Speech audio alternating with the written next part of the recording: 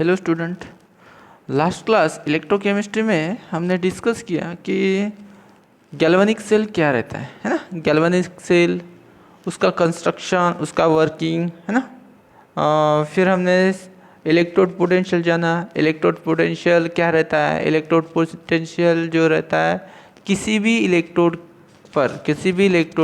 पर उसका जो मेटल्स रहता है, मेटल इलेक्ट्रोड और उसका खुद का सॉल्यूशन, उसके बीच में जो डिफरेंस जनरेट होता है वो जो रहता है उसको हम क्या बोलते हैं? Electrode potential. ठीक है, तो इलेक्ट्रोड पोटेंशियल दो टाइप का रहता है, oxidation half electrode potential, reduction half electrode potential, है ना। एक इलेक्ट्रोड का पोटेंशियल ऑक्सीडेशन वाला रहता है, दूसरे का रिडक्शन। तो जब हमें उस दोनों के बीच का हम डिफरेंस पता करते हैं, है ना, दोनों इलेक्ट्रोड के बीच में का जो डिफरेंस रहता है उसे हम कहते हैं सेल पोटेंशियल, ना, सेल पोटेंशियल कहते हैं। ठीक है, तो सेल पोटेंशियल का फॉर्मूला हमने डिस्कस किया। Cell potential is equal to electrode potential of या फिर oxidation potential of anode plus reduction potential of cathode. तो हम यहाँ पे IUPAC ने एक नोटेशन दिया है कि हम जो इलेक्ट्रोड पोटेंशियल को क्या कंसिडर करेंगे? Reduction potential. तो हमने उसका फॉर्मूला बनाया फिर रिडक्शन पोटेंशियल। तो उसका बनता है कि oxidation potential of the electrode is equal to negative sign of reduction potential, यानी वो सेम ही रहता है बट साइन रिवर्स रहता है। ठीक है, तो साइन क्या रहता है? रिवर्स रहता है। तो oxidation potential of electrode is equal to negative potential. तो उससे हमें फॉर्मूला बनता है कि ई ऑफ सेल, है ना, electrode cell potential, E of cell यानी cell potential is equal to E of cathode minus E of anode, यानी electrode potential of cathode minus electrode potential of anode. अगर वो स्टैंडर्ड कंडीशन पे लिया जाता है तो ई नॉट सेल यानी standard cell potential is equal to E naught of cathode minus E naught of anode. Electrode potential यानी ये ई नॉट क्या रहता है? ई naught is equal to electrode potential, electron potential यानी स्टैंडर्ड रिडक्शन पोटेंशियल को ही हम स्टैंडर्ड इलेक्ट्रोड पोटेंशियल कंसिडर करते हैं। तो इधर हम डिस्कस करेंगे Nernst equation for electrode potential. तो जब भी मेटल आयंस इलेक्ट्रॉन गेन करते हैं रिडक्शन होता है, क्योंकि हम SRP जो लेते हैं यानी जो इलेक्ट्रोड पोटेंशियल रहते हैं वो रिडक्शन का ही लेते हैं। तो जब मेटल इलेक्ट्रॉन गेन करते हैं तो मेटल सॉलिड फॉर्म करता है। तो मेटल सॉलिड यानी metal ion to metal solid यानी रिडक्शन हो रहा है। तो रिडक्शन, सेल का रिडक्शन, ठीक है, सेल का रिडक्शन इज इक्वल टू क्या रहेगा? यहाँ पे इलेक्ट्रोड का रिडक्शन क्या रहेगा? Standard electrode potential minus 2.303 RT upon NF log 1 upon concentration of metal positive ions,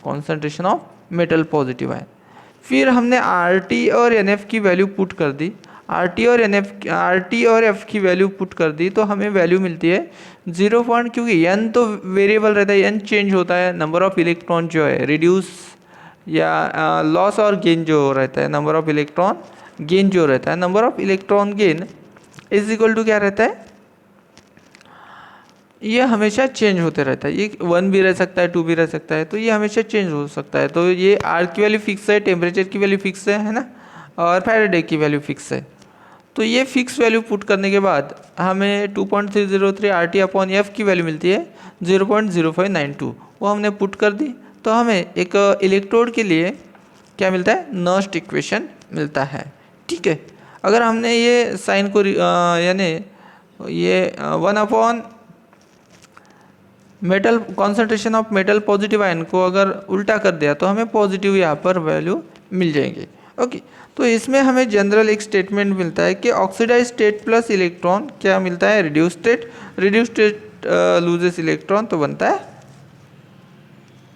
oxidation state. Okay, तो ये जो प्रोडक्ट हो गया, ये रिएक्टेंट हो गया। तो E cell is equal to E naught cell minus 2.303, क्योंकि ई नॉट सेल डिफरेंट रहता है, ठीक है, ई नॉट सेल स्टैंडर्ड कंडीशन पर रहता है, और फिर कॉन्सेंट्रेशन जो रहता है आयंस का उसके अकॉर्डिंग सेल का पोटेंशियल क्या होता है? चेंज होता है। सेल का पोटेंशियल क्या होता है, चेंज होता है। तो E cell is equal to E naught cell minus हम बोल सकते हैं 2.303 RT अपॉन NF या फिर 0.0592 upon N into log of concentration of reduce state upon concentration of oxidize state.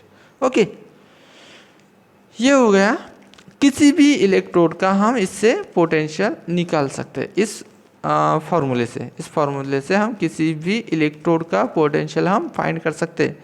ठीक है, नेक्स्ट टॉपिक हम देखेंगे इसमें टाइप्स ऑफ इलेक्ट्रोड्स कितने रहते हैं और हाफ सेल कितने रहते हैं। Types of electrodes and half cells, types of electrode and half cells. ठीक है, तो फर्स्ट टाइप का जो इलेक्ट्रोड रहता है डिपेंड अपॉन स्टेट। तो यहाँ पर रहता है इलेक्ट्रोड एक गैस इलेक्ट्रोड, क्या रहता है, गैस इलेक्ट्रोड, गैस इलेक्ट्रोड और गैस आयन हाफ सेल्स, और गैस आयन हाफ सेल्स। तो गैस इलेक्ट्रोड अगर रहता है या फिर गैस आयन हाफ सेल जो रहता है, वहाँ पर हम सपोर्ट के लिए एक इनर्ट प्लैटिनम इलेक्ट्रोड यूज़ करता है। ओके, तो यहाँ पर अगर इसका हम सेल रिएक्शन लिखे तो दो टाइप का सेल रिएक्शन हो सकता है। एक तो H+ आयंस जो रहता है, H+ आयंस, सपोज हमने हाइड्रोजन इलेक्ट्रोड देखा तो H+ आयंस जो रहता है वो कन्वर्ट होता है H2 गैस में। और H2 गैस तो हम इलेक्ट्रोड नहीं ले सकते, है ना, इलेक्ट्रोड लेंगे लेकिन वो रिएक्शन के लिए उसको हमें एड्जॉर्ब होने के लिए क्या करेंगे, इनर्ट इलेक्ट्रॉन लेना पड़ता है। तो इनर्ट इलेक्ट्रोड हमेशा क्या लेंगे, हम प्लैटिनम को लेंगे। तो उसमें दो टाइप का रिएक्शन हो सकता है, ऑक्सीडेशन हाफ भी हो सकता है या फिर रिडक्शन हाफ। तो H2 gas is converted into twice H+ plus 2 electron. तो यहाँ पर क्या हुआ, यहाँ पर हुआ ऑक्सीडेशन, लॉस ऑफ इलेक्ट्रॉन हो गया, यहाँ पे ऑक्सीडेशन हाफ। रिडक्शन हाफ क्या हो सकता है, 2H+ एक्वस, ठीक है, प्लस 2 इलेक्ट्रॉन, ये हो गया ऑक्सीडेशन हाफ। और दूसरा होगा ये H2 गैस फॉर्म होते, तो ये बन गया हमारा रिडक्शन हाफ। यानी दो टाइप का यहाँ पर रिएक्शन होता है, एक ऑक्सीडेशन हाफ, एक रिडक्शन हाफ। ठीक है, फिर अगर हमने दूसरा एक एग्जांपल लिया क्लोरीन गैस का, क्लोरीन गैस यानी गैस इलेक्ट्रोड ही है, तो Cl निगेटिव जो रहता है, Cl निगेटिव एक्वस, ये कन्वर्ट होगा क्लोरीन गैस में। तो क्लोरीन गैस एड्जॉर्ब करने के लिए हमें क्या लेना पड़ेगा, प्लैटिनम इलेक्ट्रोड। ओके, तो फर्स्ट हम देखेंगे Cl निगेटिव जो है कन्वर्ट होगा किसमें, क्लोरीन गैस में। ठीक है, Cl निगेटिव कन्वर्ट होगा क्लोरीन गैस में, तो 1 Cl negative half Cl2 gas form होगी। ठीक है, हाफ Cl2 गैस फॉर्म होगी और कितना इलेक्ट्रॉन, 1 इलेक्ट्रॉन लॉस होगा। हो गया ये ऑक्सीडेशन, ये पहला ऑक्सीडेशन, ये रिडक्शन, ये हो गया अभी ऑक्सीडेशन। और हाफ Cl2 गैस किस में कन्वर्ट हो जाएगा, हाफ Cl2 गैस कन्वर्ट हो जाएगा Cl निगेटिव में। कैसे, gain of 1 electron, gain of 1 electron से ये एक्वस स्टेट में कन्वर्ट हो जाएगा। So this is the gas electrode. तो hydrogen gas electrode, chlorine gas electrode, तो इस पे क्या हो सकता है, इस पे रिडक्शन भी हो सकता है, ऑक्सीडेशन भी हो सकता है। डिपेंड करता है कि अगला वाला इलेक्ट्रोड जो हम इसके साथ कंबाइन कर रहे हैं वो कौन सा है, उसका रिडक्शन पोटेंशियल क्या है। अगर हमने हाइड्रोजन को रेफरेंस इलेक्ट्रोड लिया, रेफरेंस इलेक्ट्रोड इसकी स्टडी हम करेंगे, तो इसको हमने अगर रेफरेंस इलेक्ट्रोड लिया तो उससे उसके कंपेयर में जो भी दूसरा इलेक्ट्रोड है उसका पोटेंशियल क्या है, उसके बेस पे हम इसका ये रिडक्शन लेंगे या फिर ऑक्सीडेशन होगी, ये दूसरे इलेक्ट्रोड के पोटेंशियल के ऊपर डिपेंड कर सकता है। तो ये हो गया गैस इलेक्ट्रोड। दूसरा जो टाइप रहता है, दूसरा जो इलेक्ट्रोड का टाइप रहता है metal ion electrode, metal ion electrode और हाफ सेल। दूसरा जो टाइप रहता है वो रहता है मेटल आयन इलेक्ट्रोड और हम इसको बोलेंगे हाफ सेल, हाफ सेल। ठीक है, तो इसमें क्या होता है कि मेटल रॉड किस में डीप रहता है, हमने पहले ही पढ़ा कि मेटल रॉड उसके खुद के सॉल्यूशन में डीप रहता है। मेटल आयन, मेटल जो रॉड रहता है ना, मेटल रॉड उसके खुद के सॉल्यूशन में डीप रहता है।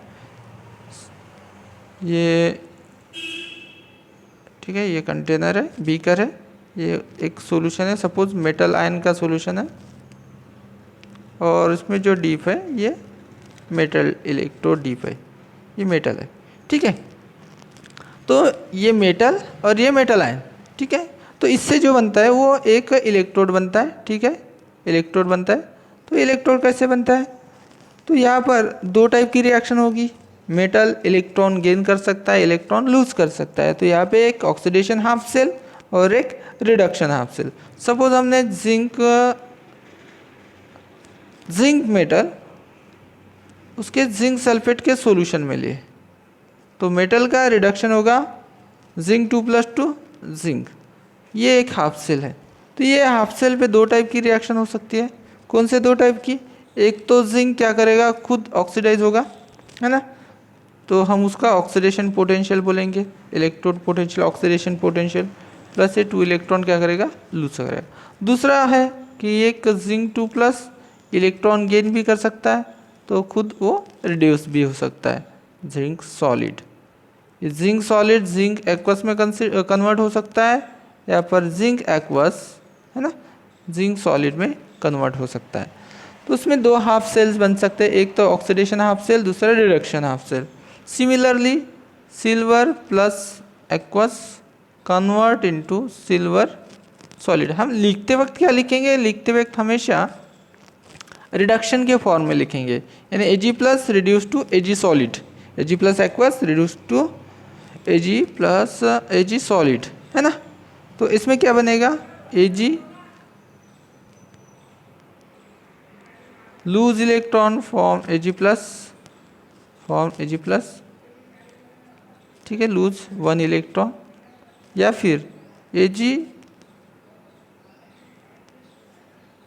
Aqueous, Ag plus aqueous gain electron and form Ag solid. तो यहाँ पर भी दो टाइप की रिएक्शन होती है। Similarly copper plus reduce to copper metal, है ना। और यहाँ पर तीसरा जो टाइप रहता है, तीसरा टाइप जो रहता है वो रहता है metal metal insoluble salt and salt अनायन। Metal metal insoluble salt, insoluble salt, ठीक है, और सॉल्ट अनायन। ठीक है, देखो क्या होता है इसमें, देखो सपोज हमने एग्जांपल ले लिया, electrode Cl negative aqueous converted into AgCl salt. Okay, किसका, Ag का। ठीक है, तो मेटल मेटल इंसोल्यूबल सॉल्ट, ये मेटल है, ये मेटल इंसोल्यूबल सॉल्ट है, एंड ये है सॉल्ट अनायन। तो हम इसको किसके फॉर्म में, आपको पता है, हम इसको हमेशा रिडक्शन के फॉर्म में लिखेंगे। अगर Ag सॉलिड क्या होगा, एक तो Ag सॉलिड अनायन के साथ कंबाइन होगा, उसका सॉल्ट फॉर्म होगा, इसमें रिएक्शन होगी। Ag जो सॉलिड है किसके साथ, अनायन के साथ कंबाइन होगा, एक्वस, और ये क्या करेगा, AgCl यानी मेटल सॉल्ट फॉर्म करेगा। ठीक है, इंसोल्यूबल रहता है ये सॉलिड, और ये इलेक्ट्रॉन लूज करता है, तो ये हो गया ऑक्सीडेशन।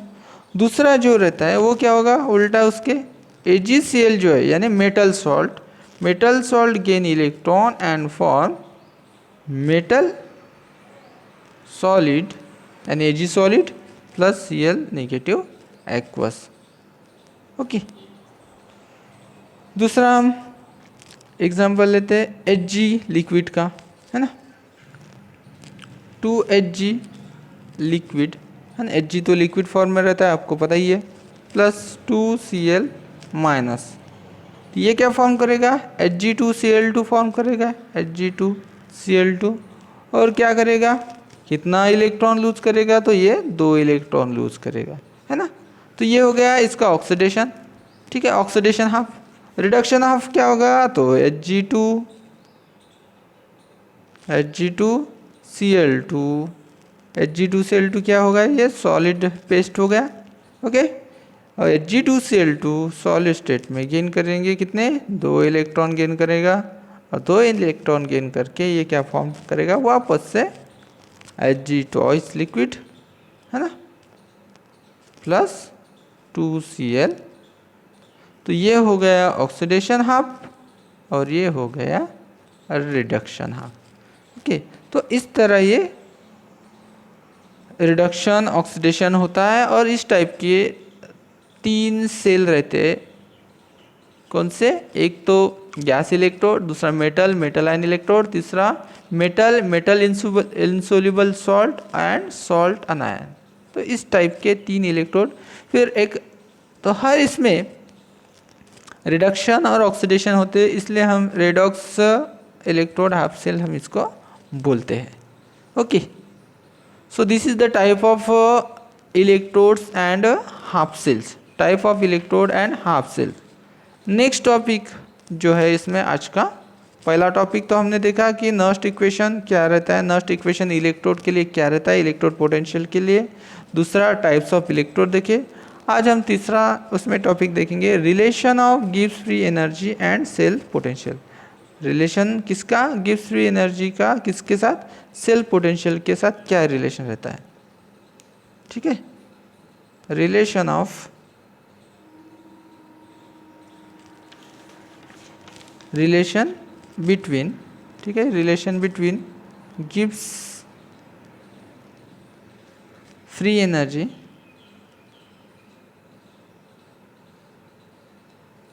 And cell potential.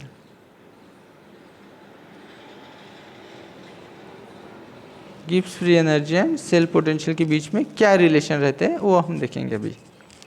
तो हमें पता है कि कोई भी इलेक्ट्रिकल वर्क जो होता है, electrical work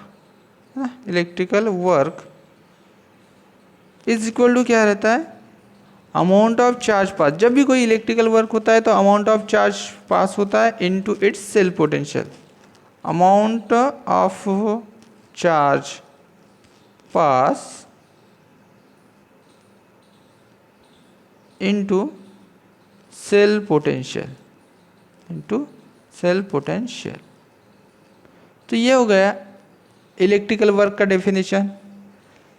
so 1 mole of electron जब पास होता है, 1 mole of electron charge pass होता है, 1 मोल ऑफ इलेक्ट्रॉन जब पास होता है तो हम बोलते हैं कि 1 फैराडे चार्ज पास होता है। जब 1 मोल ऑफ इलेक्ट्रॉन गेन होता है, 1 मोल ऑफ इलेक्ट्रॉन गेन होता है, जब 1 मोल ऑफ इलेक्ट्रॉन, कितना चार्ज, 1 मोल ऑफ इलेक्ट्रॉन पास होने से 1 फैराडे इलेक्ट्रिसिटी जनरेट होती है, या फिर 1 फैराडे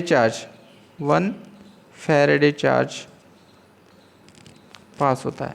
1 मोल ऑफ इलेक्ट्रॉन के लिए 1 फैराडे चार्ज रहता है, ठीक है।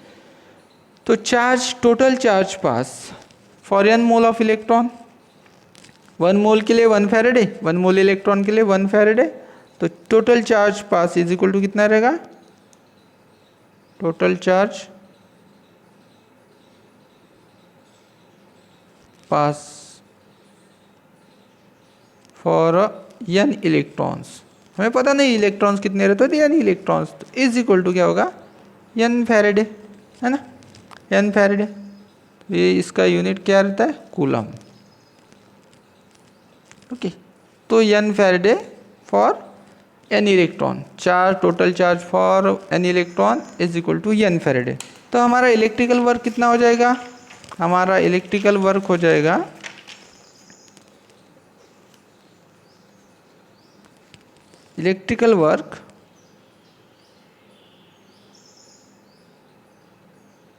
इक्वल टू क्या होगा, n फैराडे, ये हो गया amount of charge pass, into cell potential. Standard condition में हम E नॉट लिखेंगे, है ना। तो electrical work is equal to क्या मिलता है, N F E naught, N F E naught, है ना। Electrical work is equal to N F E naught. और इलेक्ट्रिकल वर्क, गिब्स ने इलेक्ट्रिकल वर्क को डिफाइन किया। Okay, electrical work is equal to क्या लिया, minus delta G. Okay, so delta G is equal to electrical work, तो हम यहाँ पर लिख सकते कि minus delta G is equal to N into F into E naught, है ना। तो अगर डेल्टा जी लिया, अगर ये स्टैंडर्ड कंडीशन नहीं लिया तो ये फॉर्मूला बन जाएगा एन एफ ई, या फिर ऐसा भी लिख सकते हैं कि स्टैंडर्ड के लिए स्टैंडर्ड इलेक्ट्रोड पोटेंशियल, या फिर स्टैंडर्ड ई सेल, या फिर इसको हम delta G is equal to N F minus n F E बोल सकते, और delta G naught is equal to minus n F E naught. Okay, standard Gibbs free energy, ये Gibbs free energy at any concentration. So Gibbs free energy का value हमें thermodynamics से मिलता है। Thermodynamics से हमें गिब्स फ्री एनर्जी का value मिलता है, it is equal to minus R T log के, नेचुरल लॉग ऑफ के क्या है, इक्विलिब्रियम कांस्टेंट है, के क्या है, इक्विलिब्रियम कांस्टेंट। तो इस ये दोनों इक्वेशन को हमने अगर रिलेट कर दिया, इक्वेशन 1 और इक्वेशन 2, तो इसको रिलेट करने से हमें क्या मिलता है कि minus n F E naught is equal to minus R T l n K, और माइनस माइनस कैंसिल हो जाएगा, E naught is equal to R T upon N F l n K. तो इस नेचुरल लॉग को हमने convert कर दिया log to the base 10, तो ये हो जाएगा 2.303 R T upon N F into log to the base 10 के। और इसमें हमने आर टी, ये कांस्टेंट जो वैल्यू है, R T, R real gas constant, T temperature और फैराडे, इसका वैल्यू अगर पुट कर दिया तो हमें ये वैल्यू मिलती है 0.0592 upon N log to the base 10 की।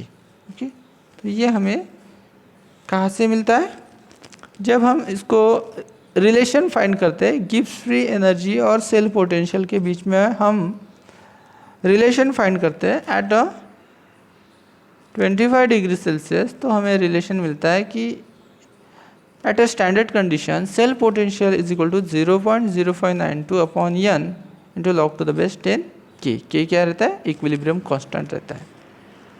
ओके,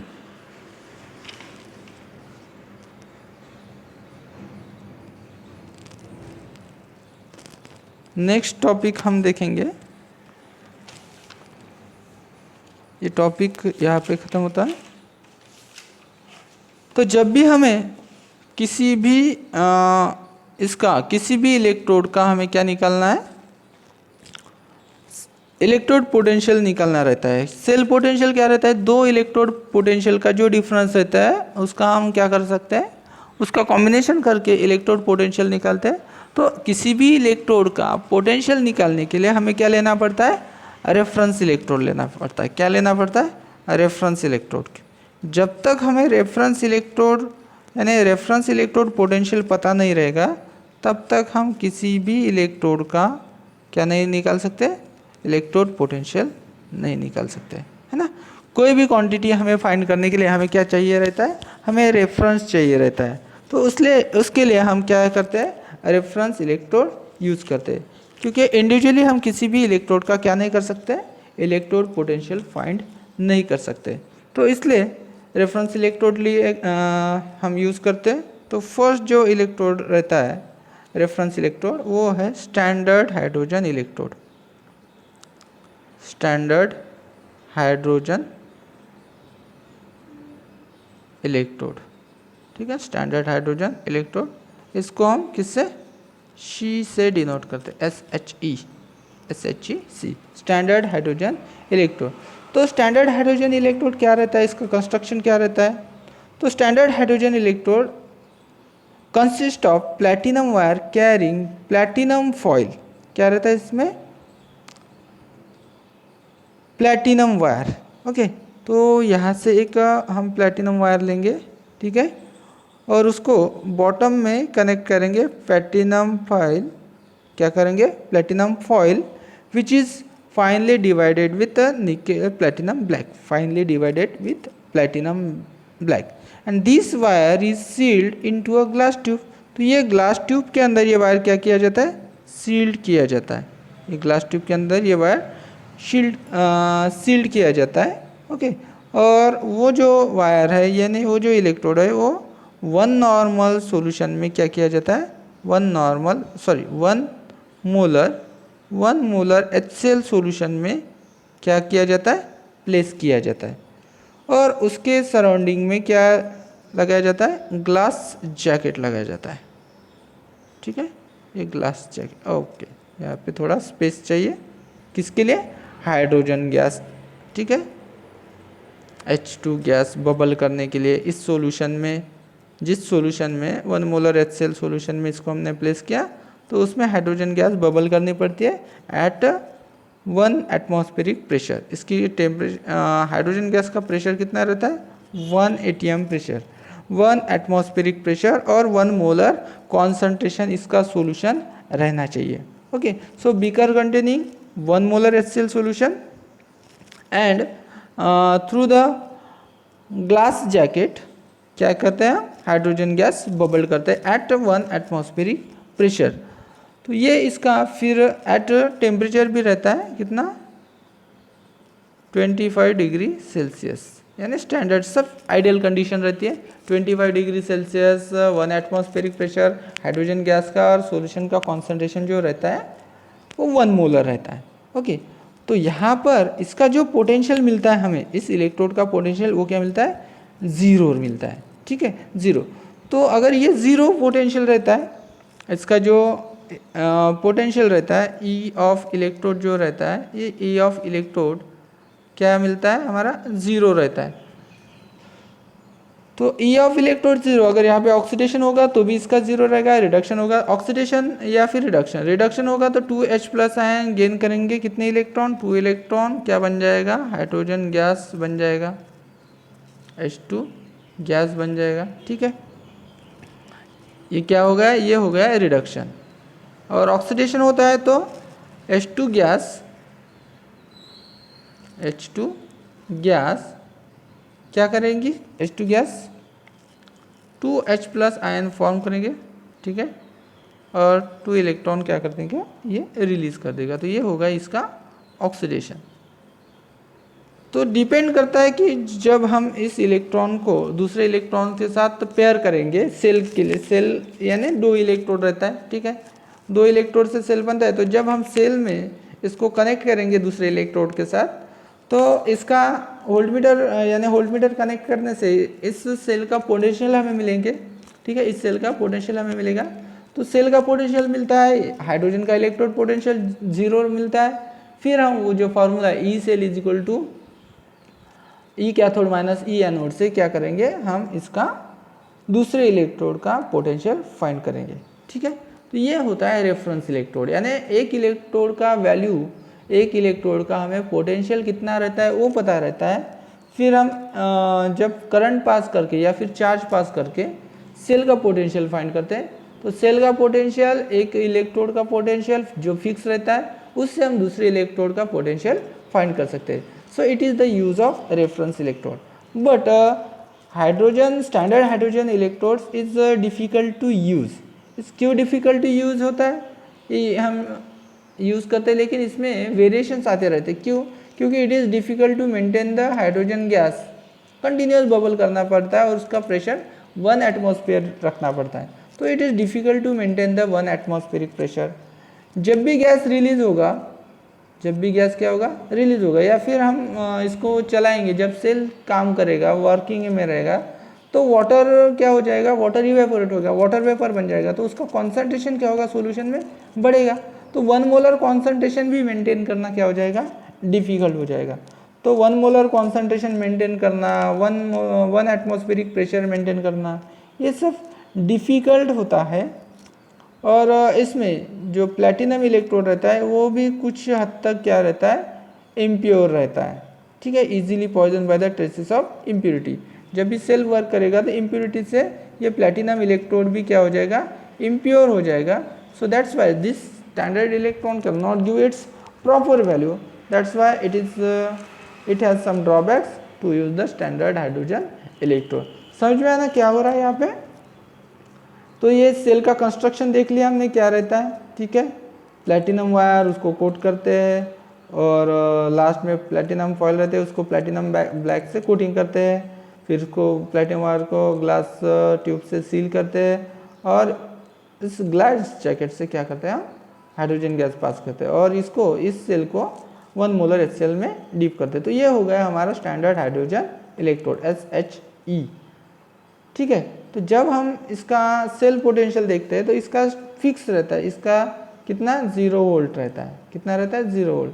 तो हम इससे दूसरे इलेक्ट्रोड का पोटेंशियल भी फाइंड कर सकते हैं, लेकिन इसके कुछ ड्रॉबैक्स है, जैसे हम 1 एटमॉस्फेरिक प्रेशर कंटिन्यूस मेंटेन नहीं रख सकते, 1 मोलर कॉन्सेंट्रेशन कंटिन्यूस मेंटेन नहीं रख सकते, और जो हमारा प्लेटिनम इलेक्ट्रोड है ये भी क्या हो जाता है, जब भी उसमें कुछ ट्रेसेस ऑफ इम्प्योरिटी आती है तो ये भी पॉइजन हो जाता है।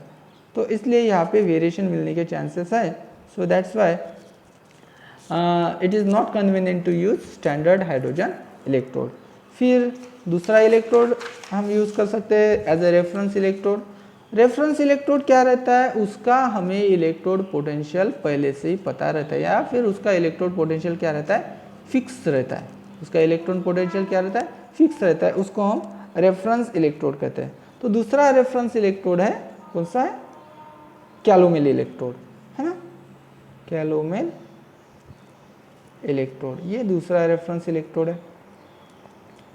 ओके, तो इस रेफरेंस इलेक्ट्रोड में क्या रहता है, मर्क्यूरी, ठीक है, मर्क्यूरी एक साइड रहता है, मर्क्यूरी और मर्क्यूरी क्लोराइड का पेस्ट रहता है Hg2Cl2, और किसके साथ रहता है, ये KCl सॉल्यूशन, KCl इलेक्ट्रोलाइट के साथ यूज़ किया जाता है। ओके, Hg2Cl2 सॉलिड रहता है और KCl एक इलेक्ट्रोलाइट, यानी KCl में इसका सॉल्यूशन बनाया जाता है। ये मर्क्यूरी क्लोराइड का पेस्ट KCl सॉल्यूशन में बनाया जाता है।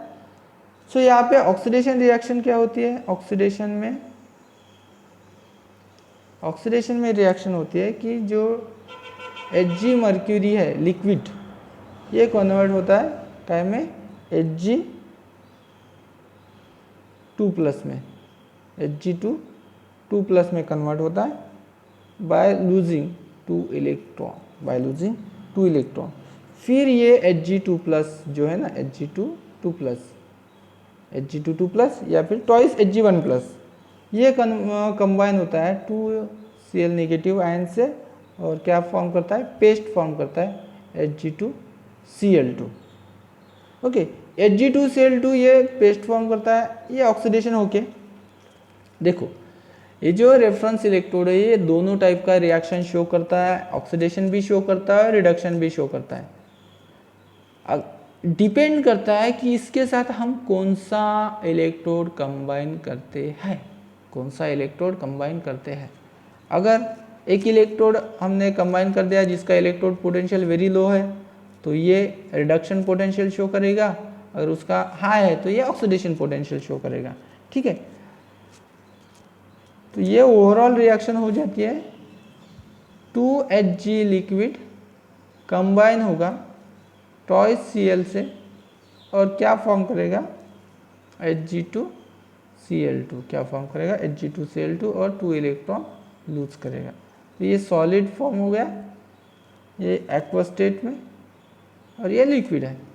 तो ये हो गया हमारा ऑक्सीडेशन हाफ रिएक्शन। और रिडक्शन हाफ में क्या हो सकता है, रिडक्शन भी हो सकता है, रिडक्शन है तो उल्टा रिएक्शन होगा, उल्टा रिएक्शन हम ओवरऑल रिएक्शन ही लिख देंगे, ठीक है। उल्टा रिएक्शन होगा कि Hg2Cl2 गेन करेगा 2 इलेक्ट्रॉन, क्या फॉर्म होगा, ट्वाइस Hg लिक्विड, है ना, ये सॉलिड पेस्ट 2 इलेक्ट्रॉन गेन करेगा twice Hg liquid plus 2Cl minus aqueous. Okay, ये तो हो गया ऑक्सीडेशन, ये ऑक्सीडेशन हाफ पहला, ये ऑक्सीडेशन हाफ और ये रिडक्शन हाफ। तो इस तरह फिर इसका जो ई नॉट ऑफ रिडक्शन जो रहता है ये फिक्स रहता है। ये कितना रहता है? ये रहता है 0.2422 वोल्ट। ये क्या रहता है? ये हमेशा फिक्स रहता है। अगर हम कोई भी इलेक्ट्रोड इसको कनेक्ट कर रहे हैं जिसका इलेक्ट्रोड पोटेंशियल इससे ज़्यादा है, हाँ इससे ज़्यादा है, तो हमें ई सेल का वैल्यू तो हमेशा क्या मिलेगा? प्लस में मिलेगा। तो ये बन जाएगा हमारा एनोड, और जो हायर वैल्यू का हम लेंगे जिसका हमें फाइंड करना है वो बनेगा कैथोड। या फिर हमने इलेक्ट्रोड ले लिया है जिसका जो रिडक्शन पोटेंशियल इससे कम है, तो ये बन जाएगा हमारा कैथोड और दूसरा बन जाएगा एनोड। समझ में आया ना? अगर हम किसी भी इलेक्ट्रोड ले रहे हैं उसका सपोज हमारे 0.2 वोल्ट है, 0.2 वोल्ट है, तो वो एनोड की तरह काम करेगा, ये कैथोड की तरह काम करेगा। अगर हमने एक इलेक्ट्रोड ले लिया, अगर उसका पोटेंशियल है 0.34, तो ये किसके तरह? ये कैथोड की तरह काम करेगा, ये एनोड की तरह काम करेगा। तो इस तरह हम रेफरेंस इलेक्ट्रोड लेके क्या कर सकते हैं? सेल रिएक्शन कैरिड आउट कर सकते हैं, और सेल पोटेंशियल फाइंड करके हम किसी भी इलेक्ट्रोड का पोटेंशियल फाइंड कर सकते हैं। ओके, तीसरा भी एक रेफरेंस इलेक्ट्रोड है। कौन सा? Silver salt. अभी देखा सिल्वर सॉल्ट है ना, अभी देखा ना जब हम हाफ सेल पढ़ते थे, है ना। ये देखो कहाँ पे गया सिल्वर सॉल्ट का,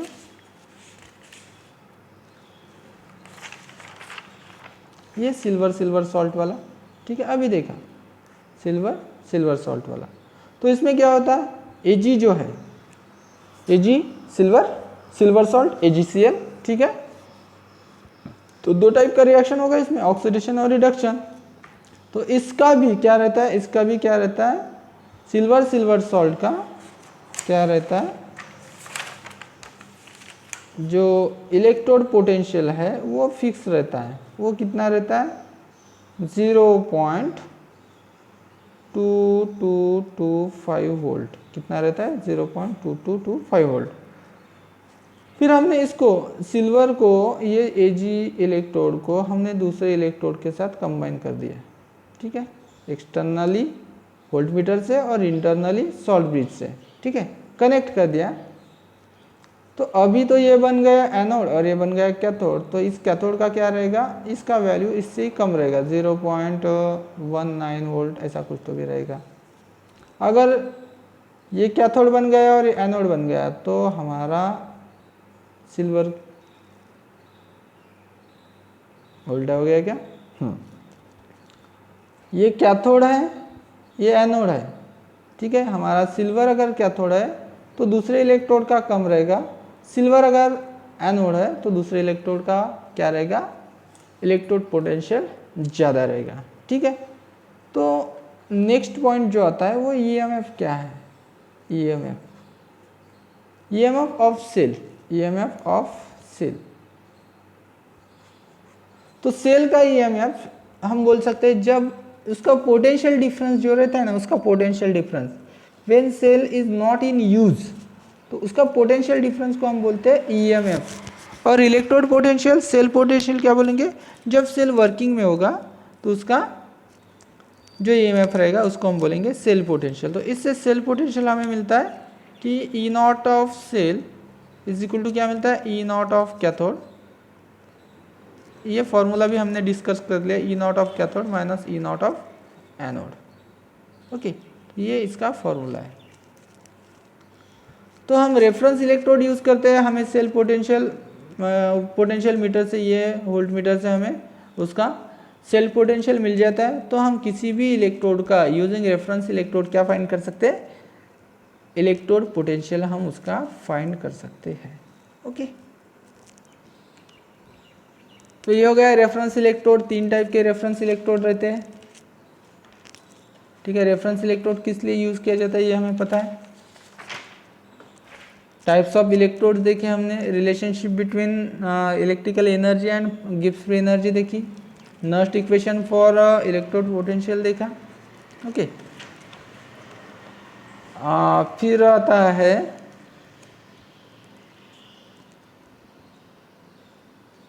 टाइप्स ऑफ सेल, या फिर हम एक टर्म डिफाइन करेंगे ट्रांसपोर्ट नंबर। क्या है, क्या टर्म आती है, transport number. Okay, transport number. तो transport number is the ratio of, transport number is the ratio of current carried by the charge, current carried by the cations to the total current, current carried by the cations to the total cations। तो transport number, ठीक है, ये transport number जो रहता है, transport number denote किया जाता है NC से, ठीक है, transport number. So it is transport number of cation, transport number of cation, या फिर transport number of अनायन। So it is the fraction of ions, fraction of ions carried, the fraction of ions carried the current upon the total current carried by the solution। तो it is the ratio of, तो हम बोलेंगे कि current carried bye cation, current carried bye cation, ठीक है, divided by total current carried by the solution, total current. Okay, ये हो गया ट्रांसपोर्ट नंबर ऑफ कटायंस, यानी हम इसको बोल सकते हैं यू को हमने करंट लिया, यू ऑफ सी यानी current of cations upon U C plus U A, है ना, U C plus U A यानी टोटल करंट कटायन और अनायन का मिलके। अगर हमने अनायन के लिए यानी एन ए निकालना है तो यू ऑफ ए, ठीक है, current of अनायन, current carried bye anions divided by current carried by cations plus current carried bye अनायन। Okay, तो ये होता है ट्रांसपोर्ट नंबर। U क्या है, U is the speed of, U is the speed of, तो speed of cation, U C is the speed of cation. और हमें always पता है कि ये जो फ्रैक्शन रहता है ये क्या रहता है, Na plus NC equal to 1, ये हमने मोल फ्रैक्शन, ये मोल फ्रैक्शन की तरह ही रहता है। So current carried by cations equal to UC upon total current UC plus UA, current carried by the anion is equal to क्या रहेगा, UA upon UC plus UA। Okay, so UA and UC are the speed of anion and speed of cation. Okay, so next हम देखेंगे कुछ commercial sales. तो ये आपने पढ़ा ही होगा, कमर्शियल सेल्स दो टाइप के रहते हैं, एक primary cells, secondary cells. Primary cells यानी एक बार इसको यूज़ करने स्टार्ट कर दिया, ये एक बार इसको प्राइमरी सेल को क्या करना स्टार्ट कर दिया। एक दो टाइप के सेल्स रहते हैं जो हम यूज़ करते हैं कमर्शियली यूज। ओके, तो एक रेफरेंस इलेक्ट्रोड रहते हैं, ठीक है, उससे हम सेल बनाते हैं, फिर उसके साथ जो दो सेल बना के, दो इलेक्ट्रोड यूज़ करके हम सेल बनाते हैं। ये जो सेल रहते हैं दो टाइप के रहते हैं, प्राइमरी सेल और सेकेंडरी सेल, जो हम कमर्शियली यूज़ करते हैं सेकेंडरी सेल्स। इसको हम डिटेल में नहीं पढ़ेंगे, ठीक है, ये आपने पढ़ लिया है। प्राइमरी सेल क्या रहता है आपको पता ही है कि एक बार इसका यूज़ कर लिया तो हम इसको रिचार्ज नहीं कर सकते, और रिचार्ज नहीं कर सकते इसको हम यूज़ नहीं कर सकते। इसको बोलेंगे यूज़ एंड थ्रो वाले सेल, एक बार यूज़ कर दिया फेंक दिया, एक बार यूज़ कर दिया फेंक दिया। तो ये इसमें जो रहते हैं हमारे ड्राई सेल्स है ना, ड्राई सेल है, लेकलैंची सेल है, मर्क्यूरी सेल है, ये जो है ये हमारे क्या है, प्राइमरी सेल्स है, जिसको हम रिचार्ज नहीं कर सकते वापस से। एक बार डिस्चार्ज हो गए तो उसका कुछ यूज़ नहीं, उसको अगेन हम यूज़ नहीं कर सकते। और दूसरा जो रहता है यानी once use, it is once use, एक ही बार इसका यूज़ कर सकते हैं।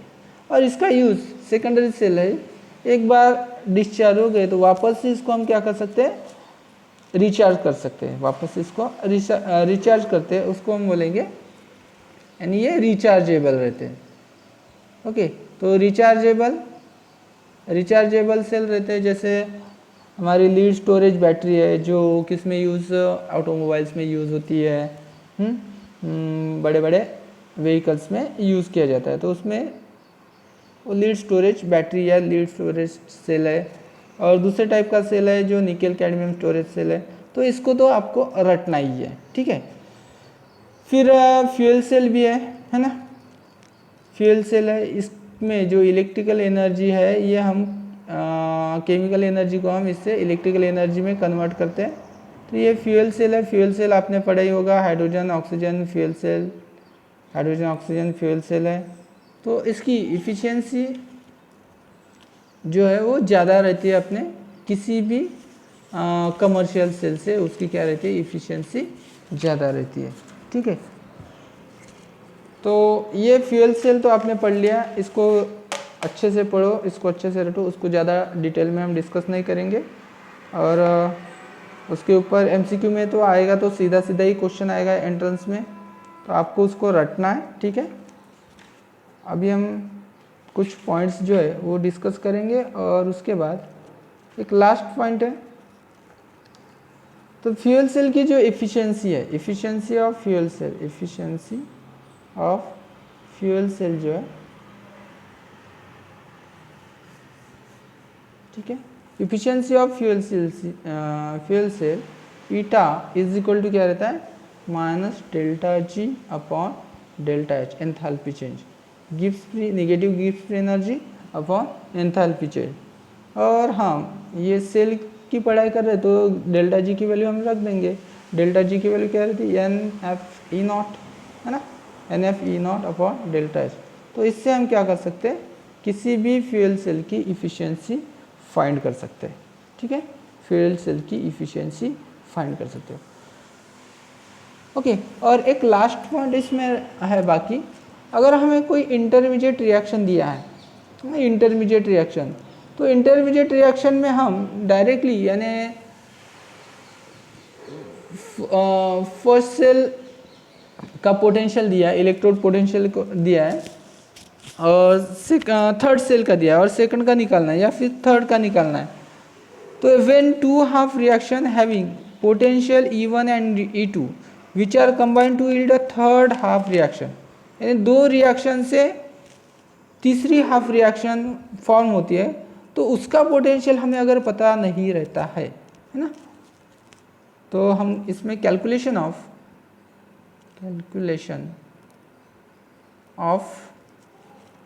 Potential of intermediate reaction,